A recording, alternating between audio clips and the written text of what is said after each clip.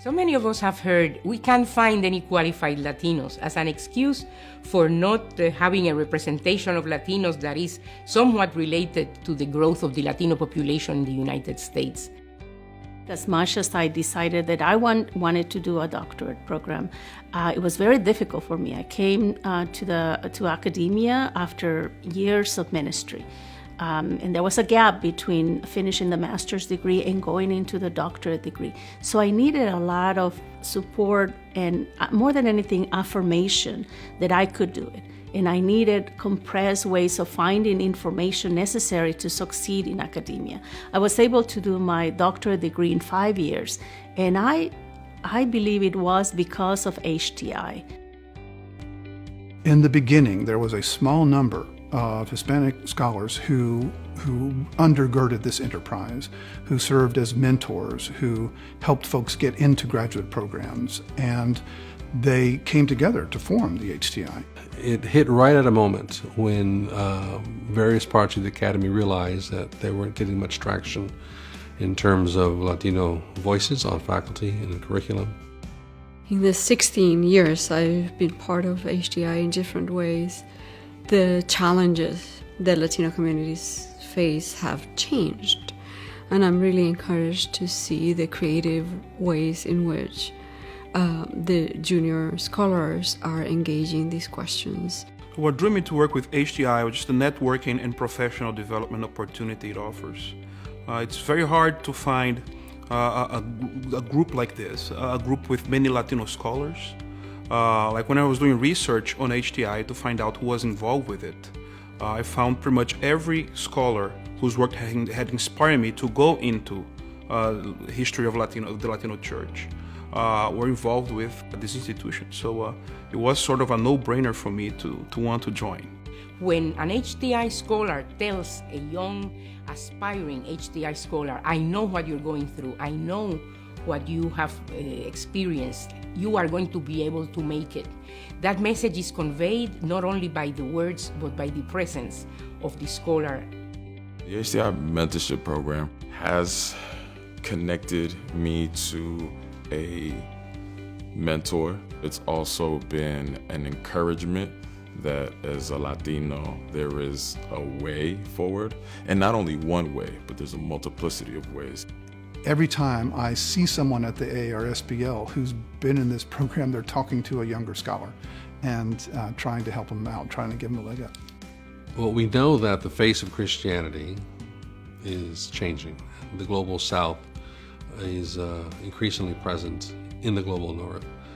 So key decisions that are made, whether at the denominational or the academic institutional level, will need to have these voices at the table. And I think HTI is preparing and honing and equipping those voices to be heard. I was honored to receive that first HTI award for the book I wrote on being human.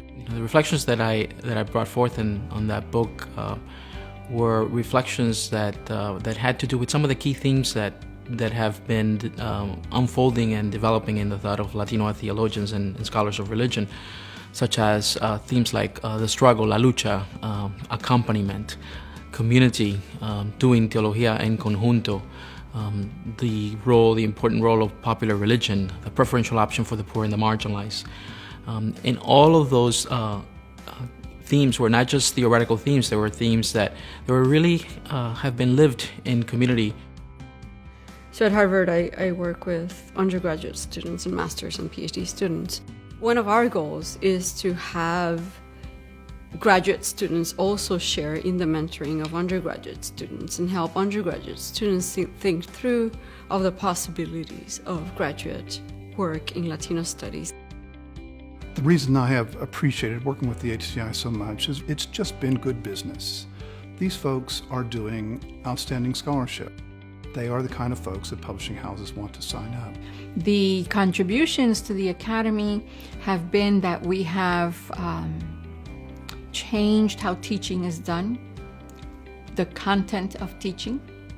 The publishing and so forth has undergirded that content of teaching. We're able to draw from those resources for the teaching for showing that there is this whole other body of knowledge, and that body of knowledge is in dialogue with the more traditional bodies of knowledge, and there's an interaction going on.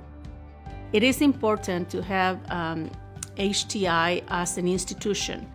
For example, when I do presentations about how to get into master's degree programs for college students, I always mention HTI as a resource. Once they finish their master's degree, if you want to continue, you will have an institution that will help you, that will accompany you, that will support you, and be so contextual, understands you as a Latino, Latina, to continue your doctorate work. The impact I want to have as a Latino scholar is one of a Latino Christian.